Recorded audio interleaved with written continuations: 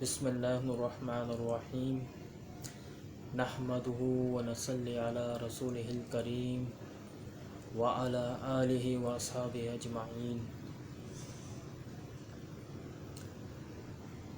دیکھنے اور سننے والوں کو میری طرف سے السلام علیکم ورحمۃ اللہ وبرکاتہ۔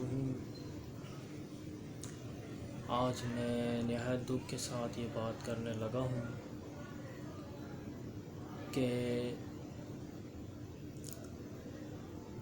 مسلسل ملک پاکستان کے اندر مسلسل توہین اسلام، توہین رسالت، توہین صحابہ، توہین اہل بیت اور شعائر اسلامی کی مسلسل توہین اور مذاق اڑایا جا رہا ہے، اور مجھے اس پر بہت شدید افسوس بھی ہے اور غم بھی ہے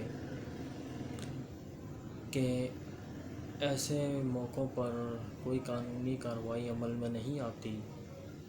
اگر ہوتی بھی ہے تو وہ ایک برائے نام پروسیس کی حد تک ہی ہوتی ہے، حتیٰ کہ دیکھا جائے تو مسلمانوں کے خلاف یا کسی بھی عالم دین کی طرف سے کوئی سخت قسم کا جواب آ جائے تو فوراً قانون لبرلز شور مچانا شروع کر دیتے ہیں اور فوراً کارروائی عمل میں آنا شروع ہو جاتی ہے، جیسے مسلمانوں کے خلاف۔ لیکن یہی اہل گستاخوں اور لبرلز اور دیگر جو اسلام مخالف لابی ہے وہ کھلم کھلا انتشار پھیلا رہی ہوتی ہے، مگر اس وقت قانون حرکت میں نہیں آتا، جو کہ ایک بہت بڑا المیہ ہے۔ اور ہمارے جو مسلم جو یوں سمجھ لیں کہ علماء حضرات ہیں یا اسکالرس ہیں، ان کی جو کارکردگی ہے وہ صرف ایک مطالبے کی حد تک ہے یا زیادہ سے زیادہ ایک احتجاجی ریلی تک ہے، مگر ایسے موقعوں پر قانونی کارروائی، قانونی چارہ جوئی کی طرف وہ توجہ نہیں دیتے۔ بس وہ حکمرانوں سے یا قانون سے مطالبہ کر رہے ہوتے ہیں کہ قانونی کارروائی کریں۔ دیکھیں، قانونی کارروائی تو تب ہوگی نا کہ مدعی جب مقدمہ درج کرے گا، عدالت کے اندر جائیں گے، مقدمہ درج کریں گے، ان کے خلاف کیس باقاعدہ خود لڑیں گے، کیس کی پیروی کریں گے، تو تب بھی کوئی مسئلے کا نتیجہ نکلے گا نا۔ آپ ان لوگوں کو کہہ رہے ہیں جنہیں خود کسی چیز کا پتہ ہی نہیں ہے کہ کیسے اس مقدمے کو کیسے ہینڈل کرنا ہے۔ تو سب سے بڑا المیہ یہ ہے کہ ہمارے جو یوں سمجھ لیں کہ جو ہمارے اسلامک اسکالرس ہیں، ان کو ابھی تک یہی نہیں سمجھ آئی کہ کسی کے خلاف جب کارروائی یا کسی کے توہین رسالت کا معاملہ ہو، اسلام کی جو توہین ہو یا صحابہ کے توہین یا اہل بیت کی، اس میں باقاعدہ طور پہ مقدمہ بھی درج کرانا چاہیے اور آگے کیس بھی لڑنا چاہیے۔ بس مطالبہ کرنے کی کارروائی کر دیں۔ بھائی کارروائی تو تبھی ہوگی نا کہ جب آپ جا کے پیش کریں گے کہ یہ ثبوت ہیں اور یہ ویڈیو ہے یا جو بھی معاملات ہیں۔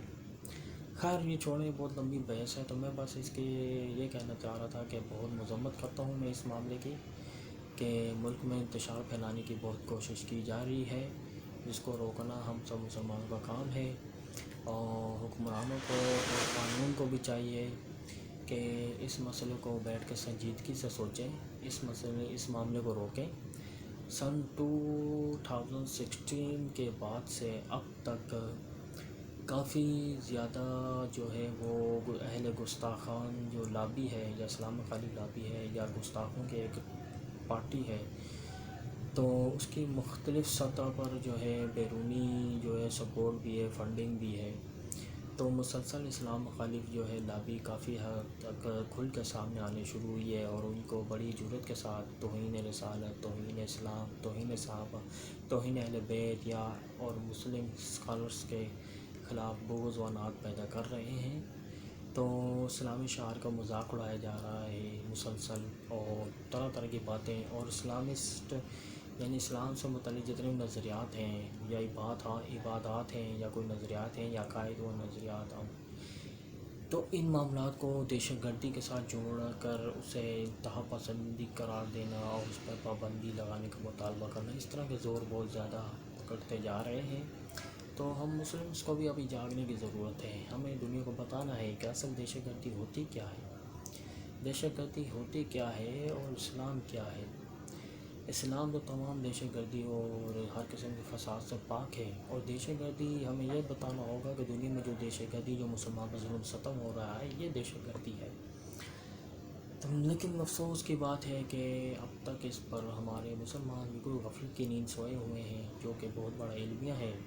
اور ہمارا علماء تو ہم تک مسلمان تو چلو مسلمان تو ایک عام سی بات ہے. ہمارے جو مسلمانوں کے جو بڑے بڑے پیشوا عالم علماء حضرات اور مشائخ اعظام، ان کی تو ماشاءاللہ بات ہی کچھ ہو رہے ہیں کہ انہوں نے جب یہی غافل ہیں تو مسلمانوں کو، باقی مسلمانوں کا کیا حال ہوگا.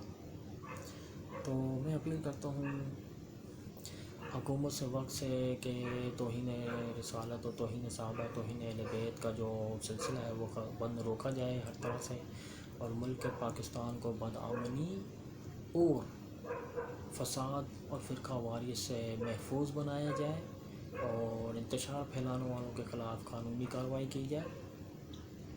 لیکن مسلمان جو ہیں وہ پوری دنیا کے مسلمان جو ہیں وہ صحابہ کو بھی مانتے ہیں، اہل بیت کو بھی مانتے ہیں، تمام وہ سب کی عزت و تعظیم کرتے ہیں. اس کی وجہ یہ ہے کہ جو یہ ہے مقدس ہستی ہے مسلمان کی نظر میں. اب کوئی صحابہ کے بارے میں نازیبا الفاظ بولے یا اہل بیت کے بارے میں، تو مسلمانوں میں ظاہر تکلیف تو ہوتی ہی ہے. تو لہٰذا پھر بات آگے بڑھ جائے گی ڈفرینٹ مناظروں پہ، پھر مناظر آگے پھر طرح طرح کے فسادات پہ پھیل جائے گی. تو لہٰذا ایسے ایلیمنٹس کو روکا جائے، نہ کہ ایسے سرپرستی کی جائے. ابھی دیکھیں ایک سیدنا ابو بکر صدیق رضی اللہ عنہ کو گستاخ کو اسلام آباد میں جس نے گستاخی کی تھی، جس نے مجلس کے اندر، اس کو تو راتوں رات بھگا دیا گیا.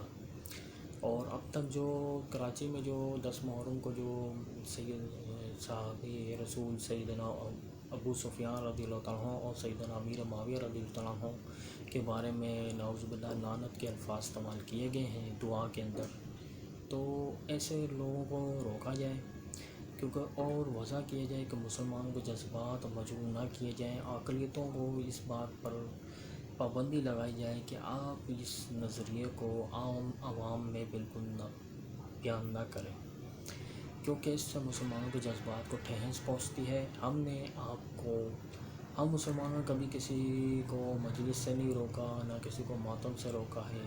ہم مسلمانوں نے آج تک اپنے پرامن رہنے کا ایک ریکارڈ قائم کیا ہے.